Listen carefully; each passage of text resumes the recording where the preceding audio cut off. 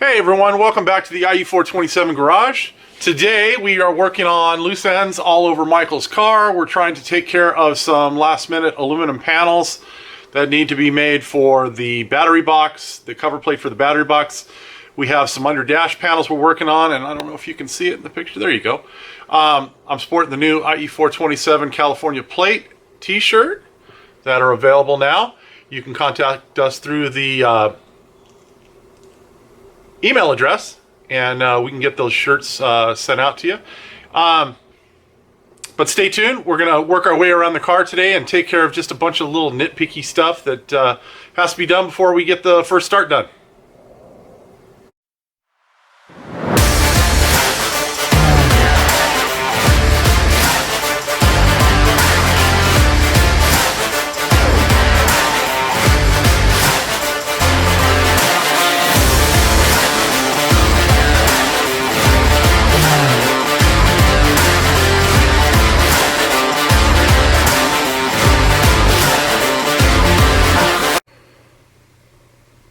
Alright, I had a question regarding what battery to use in the battery box that we do in the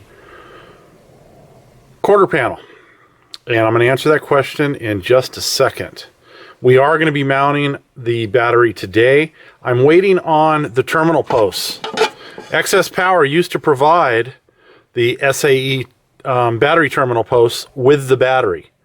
And it's now a $16 option, which, you know, I understand the price of everything seems to be going up.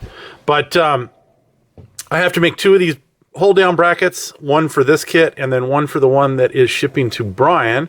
And so I figured I would include this in the video. So we are going to make a simple strap out of some pieces of aluminum strip that we have here. Pretty thick stuff. It's probably going to be eighth to quarter inch thick, maybe 3/16. I don't know. I'm going to see what I've got over on the over in the scrap pile there. And then what's going to happen on the front is we're going to use one of these hold downs. We're going to drill a hole in the bottom here, and then we're going to shorten the hold downs and use the threaded portion of it to keep this in place. We may even just cut the end off here and then rebend the hook on the bottom. It'll all just depend where it lies. These change from time to time, so they'll come from different manufacturers from Factory 5, and so you just have to adapt. So if there's not going to be enough threads here for us to do what we need to do, we're just going to cut off the end and bend a new hook on the bottom. So to the battery, it is from Excess Power. Odyssey sells a very similar battery. Their number for the battery is a 925 as well. The Excess Power one is an S925, and you can see how small this thing is. It's pretty awesome. I don't know if I can move this thing with one hand. Oh, it's going to be tough. But there you go. You can see how it's going to fit in there. It's I just got it resting because I don't want it in all the way right now. But it's going to fit in there with 3 inches to spare on the top. So plenty of room for battery cables. Even on the Mark IV, where the battery box is about 1 inch shorter, it still has no issue. Just remember, with any battery, guys, little safety tip, always disconnect your negative power source first. Therefore, once that's disconnected, even if you are to touch the positive side of the battery to anything metal, it's not going to short out because there is no ground path back to the battery. So always exercise caution when working around these batteries. This may look like a small battery, and it is, but it still has 2,000 amps going through it with a cold cranking amp reserve of 641 cranking amps. So it'll knock you on your butt if you don't handle it correctly and have a wrench or something in there and cross post somehow. So just be careful.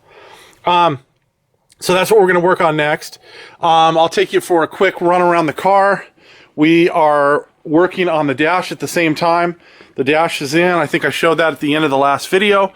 We're working on terminating the last wires of the dash harness, which I think I just did. I had one straggly wire that went to the oil pressure sensor in the Ron Francis harness, and I took care of that.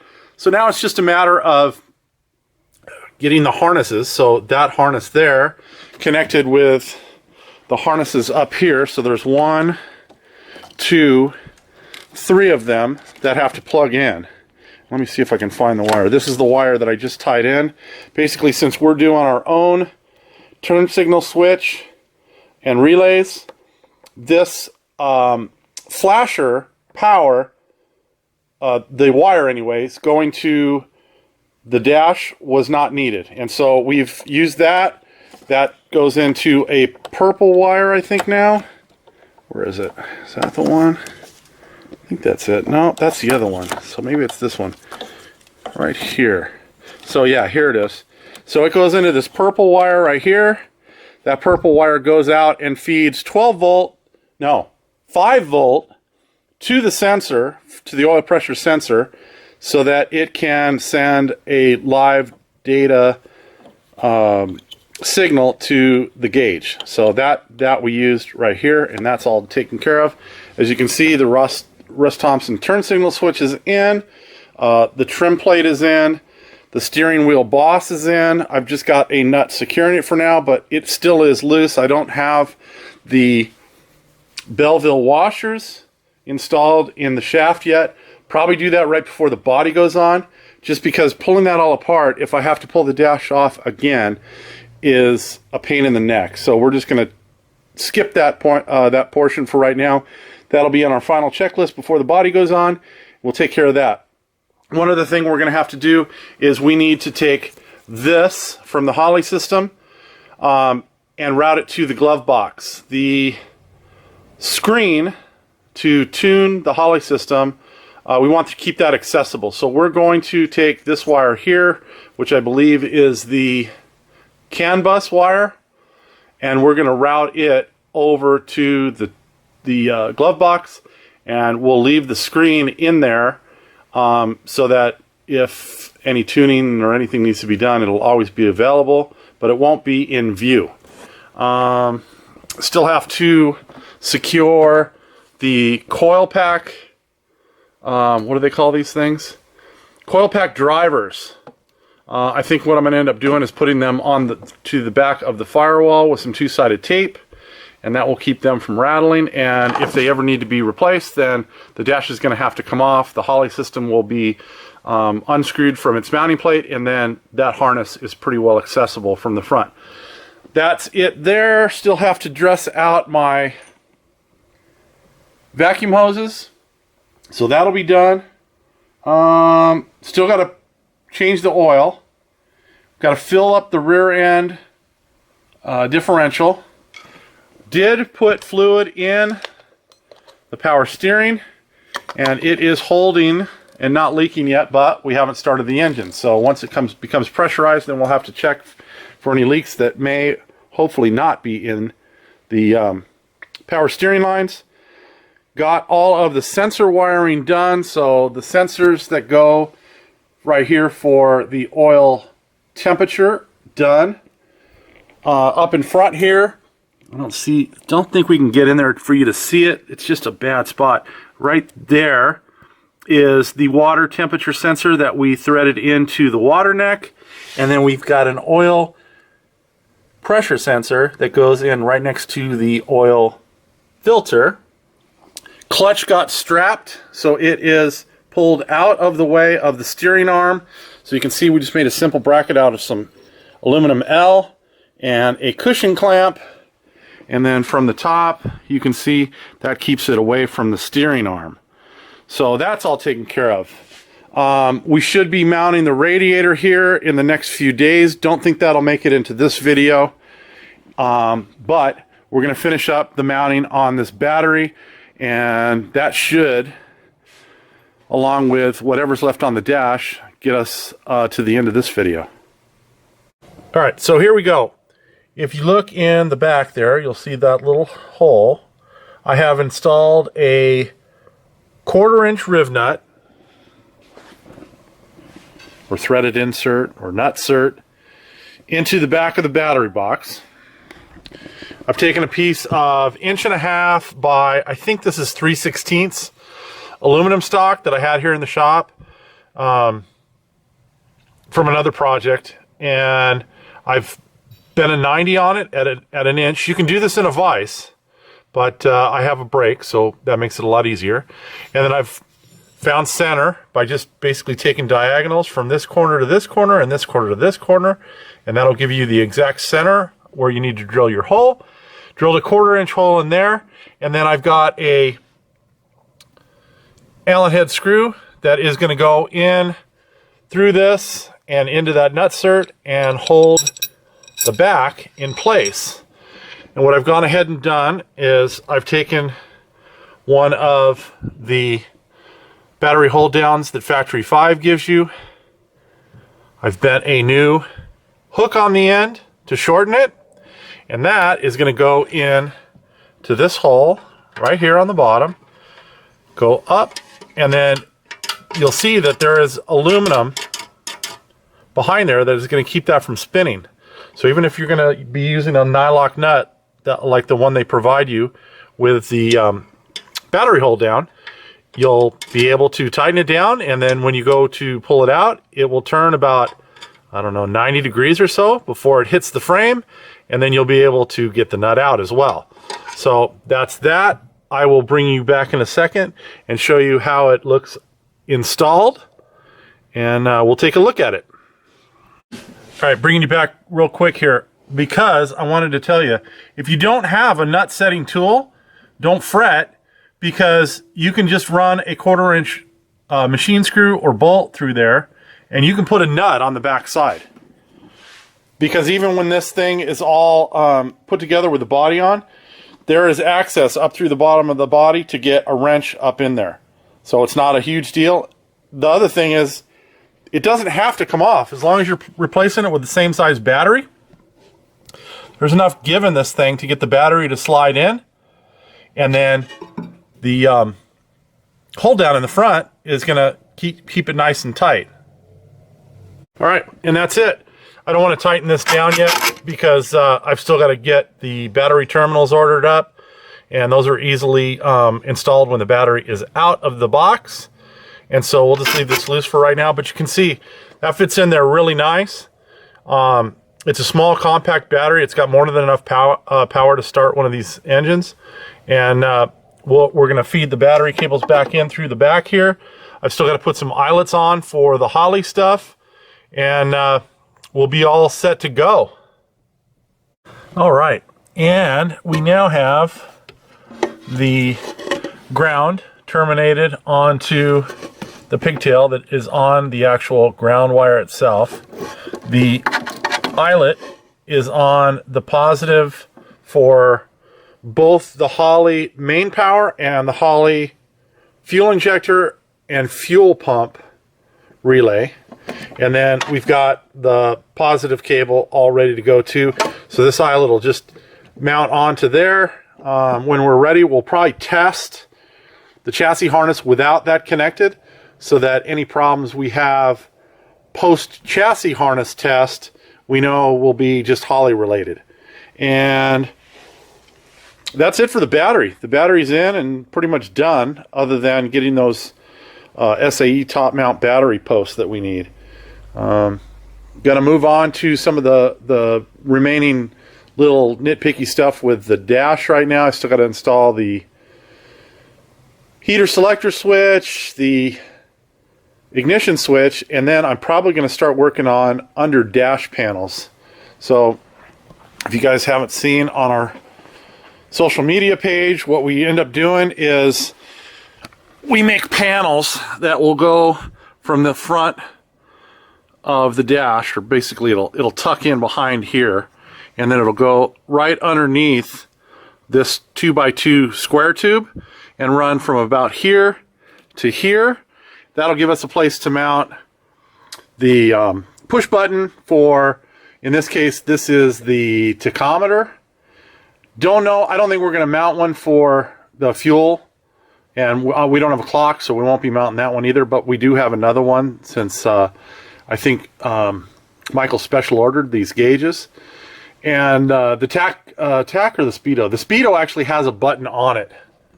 So there's a button on it, so it doesn't have a 1/8" jack in the back to plug in the button. So we're going to work on getting a underdash panel made for here and for the passenger side. And then we have on that side, on the passenger side, not only will we have the push button here on the driver's side, but we'll also have the dimmer switch. And then, what else? Oh, we're going to have a light, and I'll show you those lights in a second. On the other side, the passenger side, we're going to actually have a USB jack. So we've got, I hate this one-handed crap.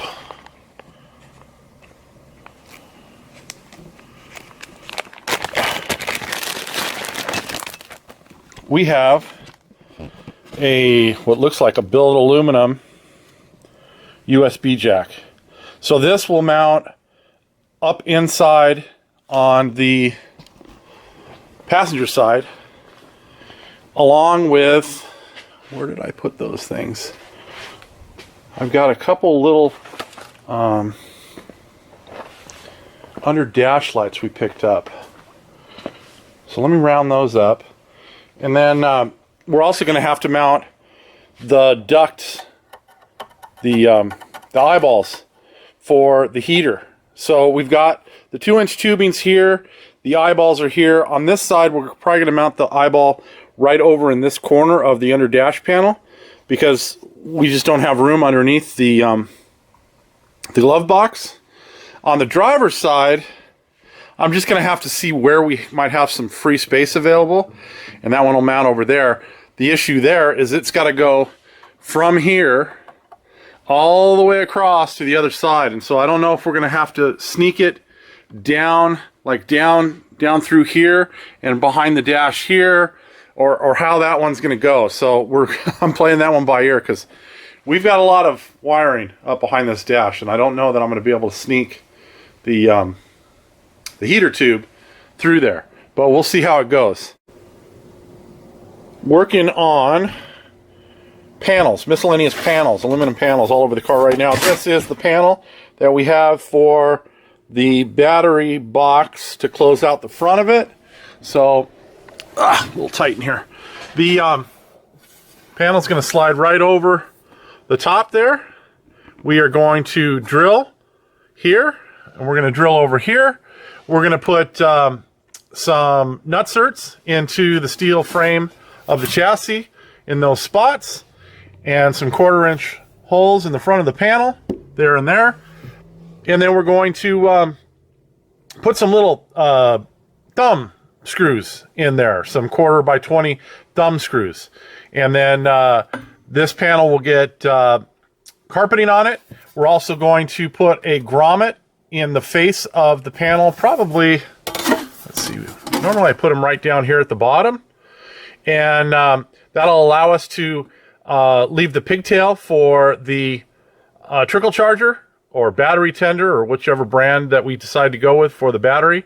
And that way you won't have to pull the panel off in order to charge the battery. You can just open the trunk a little bit, plug in the charger, close the trunk, and then have your battery charge overnight. So we've got that panel done. Working on the driver's side at this point. So all we did was we took a piece of 040 aluminum. I think this is 5052, which is a little, it's not as stiff as the 6061. It'll be fine for this panel. I prefer the 6061, but it hasn't been available here locally lately due to supply issues. So, you know, you got to take what you can get. So we made up this panel. It's essentially 12.5 inches by 8 inches in depth. We put a broken angle here on the end, and what it is going to do is it's going to slide up in behind like this, and then it's going to screw with one screw on this side, one screw over on this side, and then it'll have 2 screws in the bottom of the dash, one there, one there. That's what I'm working on right now, is getting those screw holes drilled. I will take you over to the passenger side where we are essentially done with that panel. These panels will still come off, and I have a bunch of stuff that has to go to the powder coater.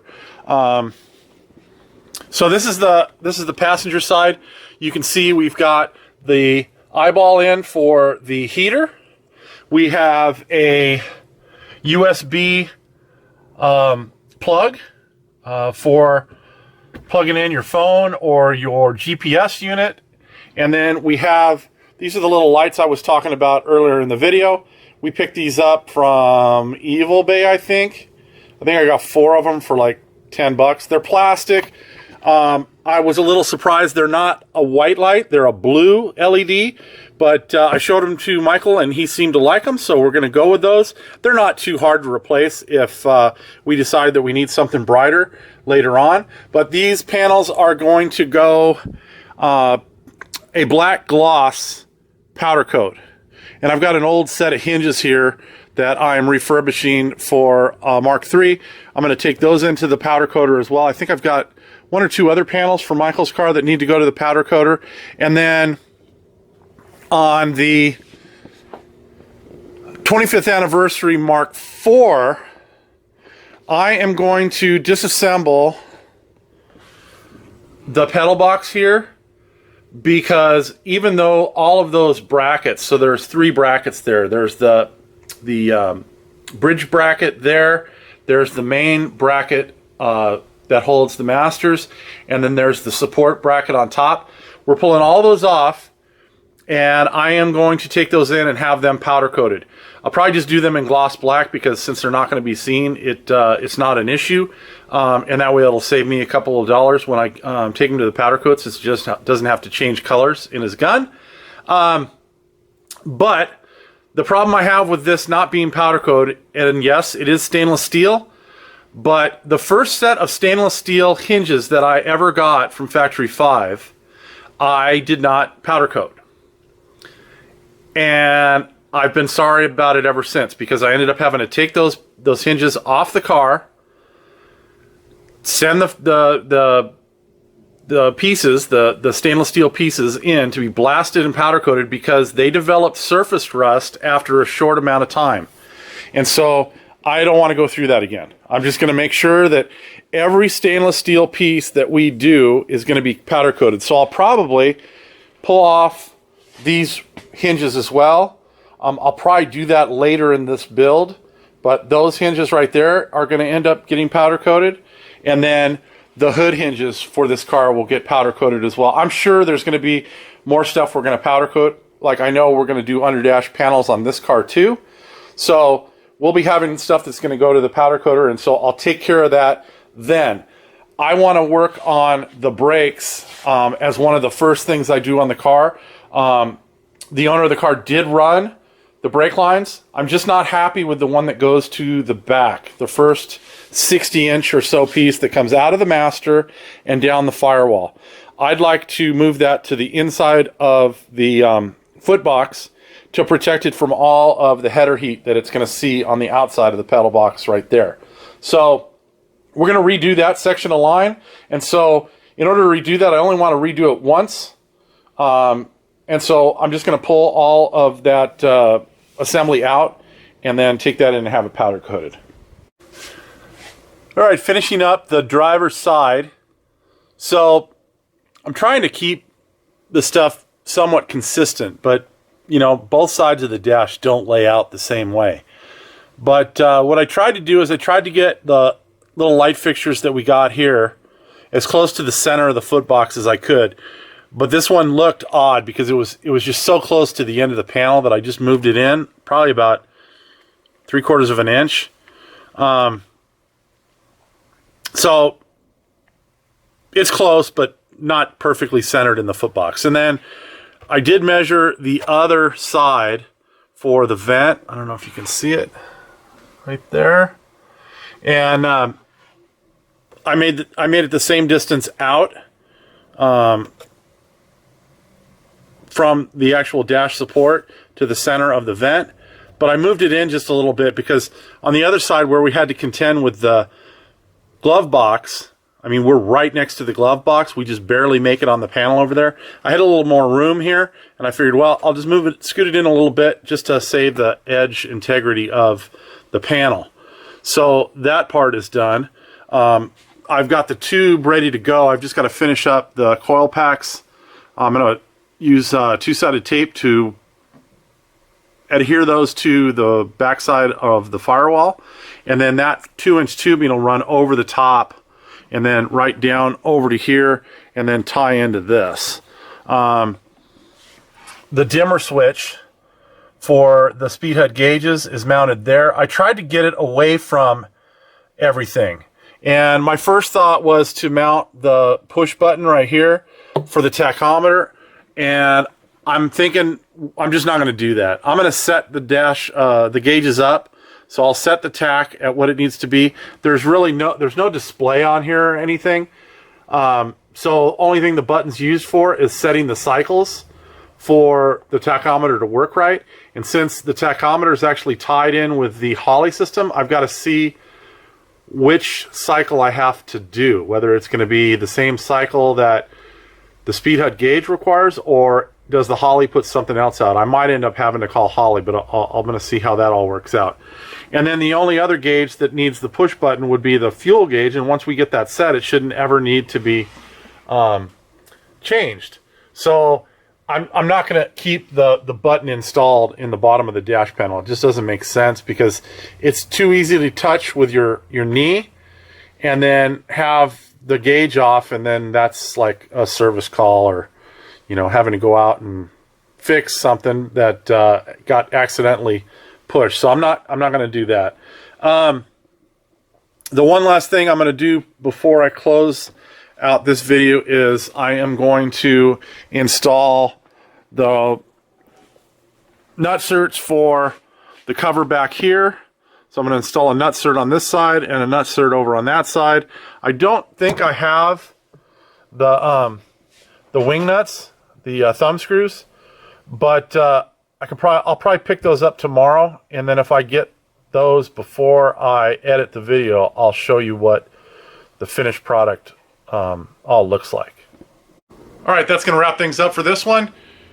We still have a couple of little things to do as far as the under dash panels go. We still have to remove those, pull off all the accessories that we put on them, the eyeballs for the heater, the USB port, the dimmer switch, and all that kind of stuff, and they have to go to the powder coater.